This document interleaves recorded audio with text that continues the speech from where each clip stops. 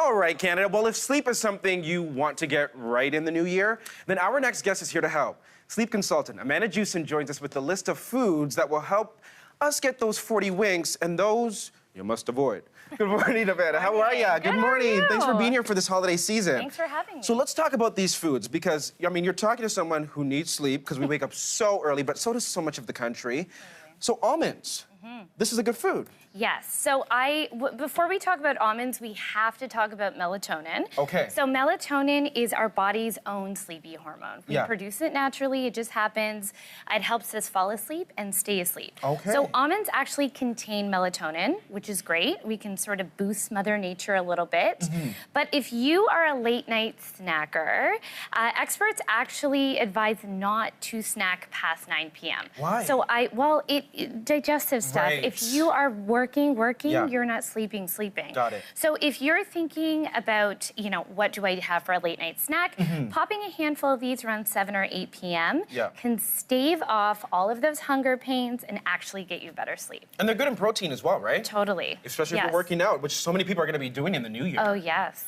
Lots of working out. All right, well, I'm going to grab an almond. Do it. And can we talk about cherries? Yeah, so I love cherries. I love cherry juice. So mostly I work with children and pediatrics. So this is an easy sell for kids, parents. It tastes really good. Cherries also contain melatonin, so a little sleep booster.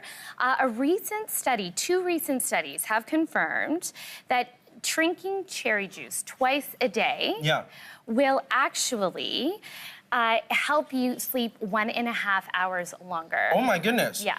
Now, is that also if you just drink the juice or do you have to eat the cherry? No, it's just drinking cherry juice. The study showed just drinking the juice. Well, you have a second glass for me? Yeah, I know. Love that. That's a really good tip. And cherries taste good. amazing. Totally. And if you're worried about your kids, like a lot of parents are worried, my kids aren't sleeping. This is an easy sell. Have some cherries, have some cherry juice. It's so delicious. So we have some turkey here. And I feel like this is most people know this though. Like turkey puts you to sleep. Yes. But I feel like there's more controversy around this these days. Because people say, you're tired after eating turkey because you just ate turkey and stuffing and 55 pounds of gravy, which, might actually be contributing.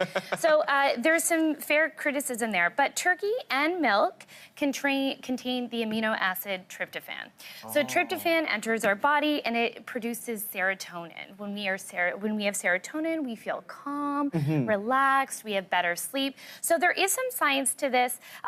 Grandma always tells us, have a warm glass of milk before bed. And it's so comforting. Totally, there might be some truth to that. Okay, and fatty fishes. Okay, so I love fatty fish. This is my favorite thing to recommend to my families. Fish is so good too, right? It's so good. So fish like salmon, like we have here, mackerel, these are great, huge in omega-3 fatty acids. So when we have a lot of omega-3s, that goes into our body, goes into our brain, and regulates our brain for emotional responses. So when we feel calm, we sleep better. It also has lots of vitamin D. Yes, and that's so important. Totally. It helps us fall asleep super quickly. Okay, so these are all the good foods. But you know what? Some of us are bad. Yes. And I'll be honest, I'm a bad guy sometimes because I love my glass of wine or beer, whatever, But you're saying don't do this. Okay, so I'm not saying don't do it, but let's think about when we do it. So alcohol is a funny one because we think, well, I have a glass of wine or two, I'm gonna sleep so much better. That's what I think. Which is true, you're gonna fall asleep super quickly, but alcohol is a diuretic. So you're gonna be getting up to go to the bathroom all night long. And it actually makes it challenging for us to get into those deep stages of sleep later on in our sleep cycle. So don't drink it too late. That's right. But now would be okay. Now is totally fine.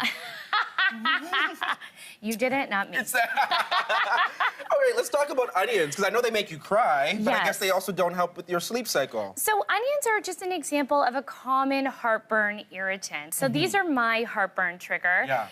People at home will need to think about their heartburn trigger, raw onions being one of them.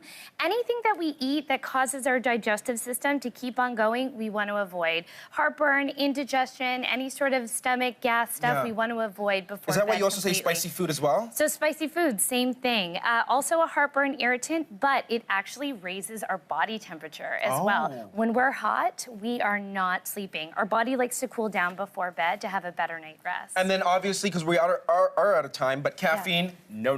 No. We want to avoid all caffeine at least 4 to 8 hours before bed. Thank you so much for being here. Thank you have changed our lives as we move into 2019. Good. Happy And better sleeping. sleep is coming. Good.